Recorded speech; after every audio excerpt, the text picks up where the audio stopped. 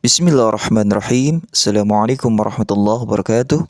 Alhamdulillahilladzi ja'ala an-nikaha sunnatan lil anam wa fasilan bainal halal wal haram. Wassalatu wassalamu ala rasulih Muhammadin alladzi qala an-nikahu sunnati faman raghiba an sunnati falaysa minni. Amma ba'd. Ayyuhal ikhwah yang dimuliakan Allah Subhanahu wa taala. Segala puji kita panjatkan kepada Allah Subhanahu wa taala, Tuhan yang telah memberikan kita nikmat iman dan juga nikmat Islam.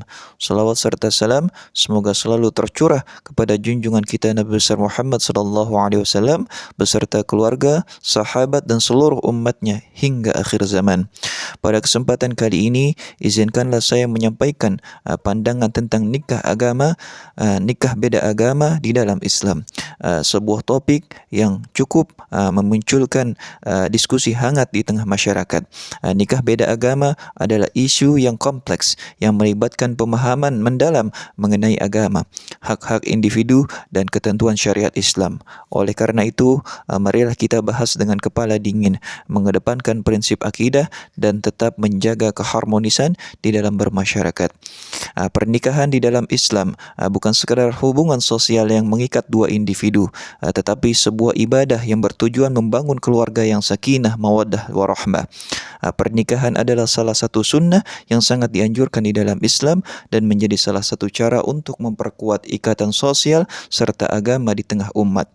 Oleh karena itu, Islam memberikan aturan yang jelas mengenai pernikahan, termasuk larangan menikah dengan non-muslim, terutama apabila perbedaan agama tersebut dapat mengancam keutuhan akidah dalam berumah tangga. Dalam Al-Quran, Allah Subhanahu wa taala berfirman, "Wala tankihul musyrikati hatta yu'minna."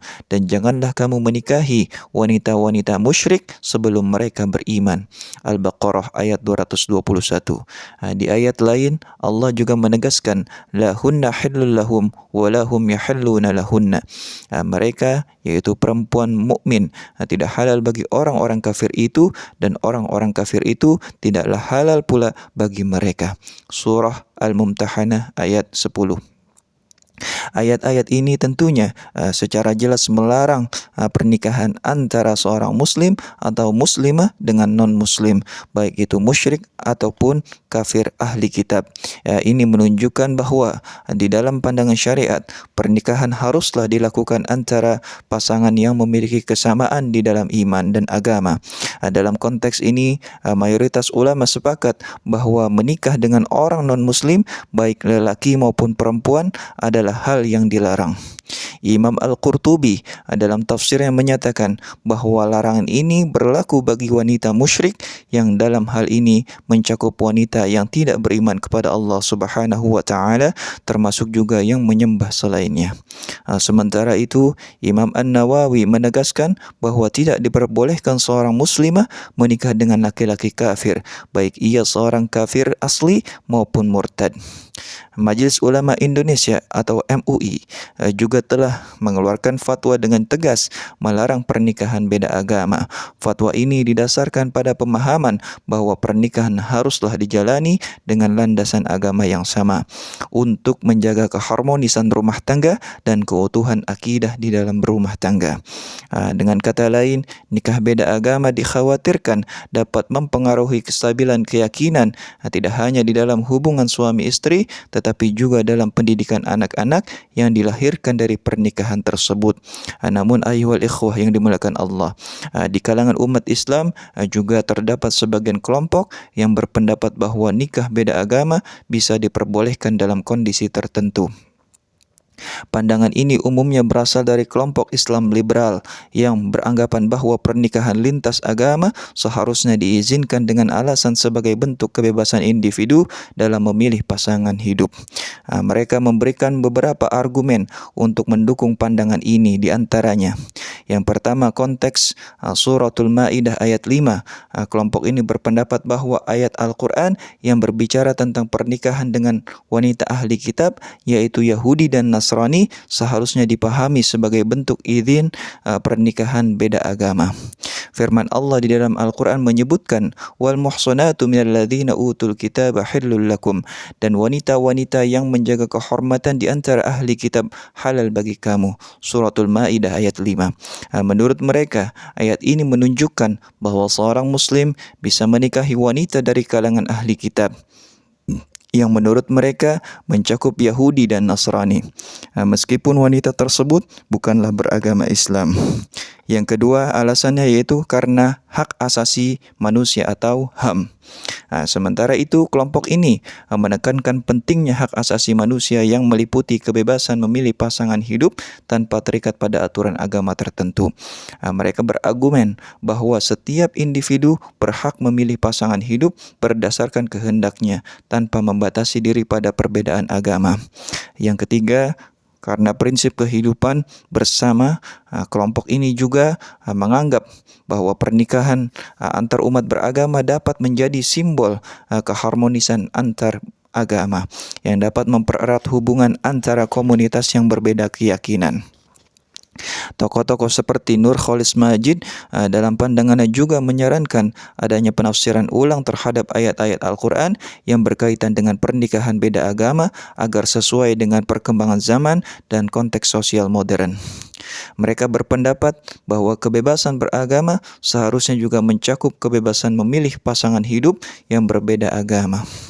Namun pandangan Islam liberal ini haruslah kita tinjau dengan hati-hati karena ada beberapa poin yang tidak sesuai dengan pemahaman syariat Islam yang murni. Yang pertama, salah tafsir terhadap surah Al-Maidah ayat 5. Walaupun ayat tersebut memang memperbolehkan laki-laki muslim menikahi wanita ahli kitab, tetapi kebolehan tersebut sangatlah terbatas. Para ulama seperti Imam Al-Qurtubi menyatakan bahwa wanita ahli kitab yang boleh dinikahi adalah mereka yang benar-benar menjaga agamanya, yang artinya mereka tidak menyimpang dari ajaran agama mereka. Jadi kebolehan ini bukanlah izin mutlak dan tetap mengedepankan akidah yang sejalan dengan Islam.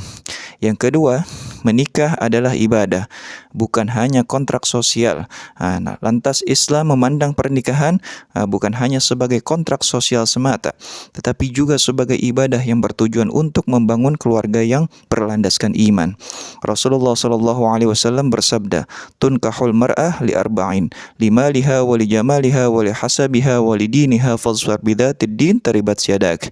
Seorang wanita itu dinikahi karena 4 hal: hartanya, kecantikannya, nasabnya, dan juga agamanya.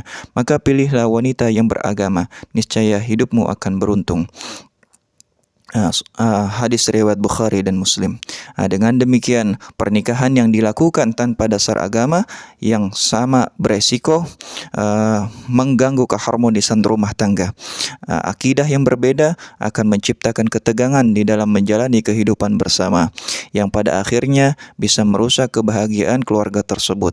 Yang ketiga, hak asasi manusia tidaklah mengalahkan syariat. Walaupun kebebasan memilih pasangan hidup merupakan hak asasi, di dalam Islam, hak asasi manusia tetap tunduk pada aturan Allah.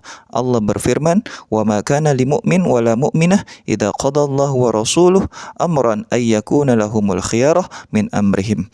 Dan tidaklah pantas bagi laki-laki mukmin dan perempuan mukmin apabila Allah dan Rasulnya telah menetapkan suatu ketetapan, akan ada pilihan lainnya bagi mereka.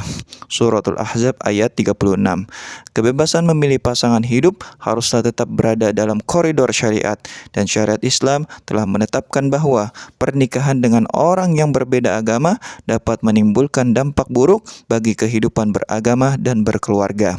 Nikah beda agama di dalam Islam adalah hal yang sangat dilarang atau setidaknya sangat tidak dianjurkan.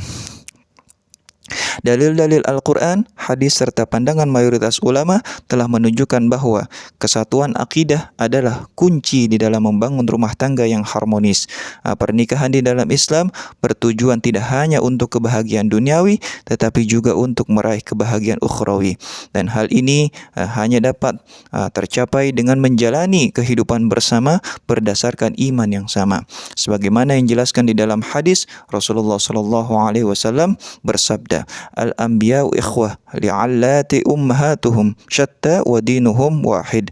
Para nabi adalah saudara sebangsa, ibu mereka berbeda-beda namun agama mereka satu.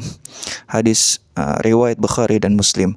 Hal ini mengingatkan bahwa kita, meskipun para nabi berasal dari latar belakang yang berbeda, agama mereka tetaplah satu, yaitu agama Islam. Kesatuan agama ini adalah landasan utama di dalam membangun kehidupan rumah tangga yang diridhai oleh Allah Subhanahu wa taala. Adapun pandangan Islam liberal yang membolehkan nikah beda agama seringkali didasarkan pada interpretasi yang keliru atau keluar daripada konteks syariah. Sebagai umat Islam, kita harus berpegang teguh pada pedoman Allah dan Rasul-Nya untuk menjaga akidah, keluarga dan generasi kita di masa depan. Penafsiran yang menyesuaikan teks-teks agama dengan perkembangan zaman terkadang justru dapat menyesatkan dan menurunkan kemurnian ajaran agama itu sendiri. Selain itu, kita harus berhati-hati di dalam mengikuti pandangan yang mengedepankan kebebasan individual tanpa memperhatikan dampaknya terhadap keutuhan iman dan keluarga. Islam mengajarkan kita untuk selalu mengutamakan kepatuhan kepada Allah Subhanahu wa taala dan Rasul-Nya dalam segala aspek kehidupan, termasuk dalam hal pernikahan. Marilah kita selalu menjaga dan memperkuat akidah kita agar kita bisa membentuk keluarga yang sakinah, mawaddah warahmah sesuai dengan apa yang diperintahkan oleh Allah Subhanahu wa taala. Ayyuhal ikhwah yang dimuliakan Allah Subhanahu wa taala. Cukup sekian yang bisa saya sampaikan. Semoga bermanfaat untuk kehidupan kita di dunia dan juga di akhirat. Yang benar adalah datang dari Allah Subhanahu wa taala, yang salah datangnya mutlak dari diri saya pribadi sebagai manusia biasa. Hadanallahu wa iyyakum ajma'in. Wassalamualaikum warahmatullahi wabarakatuh.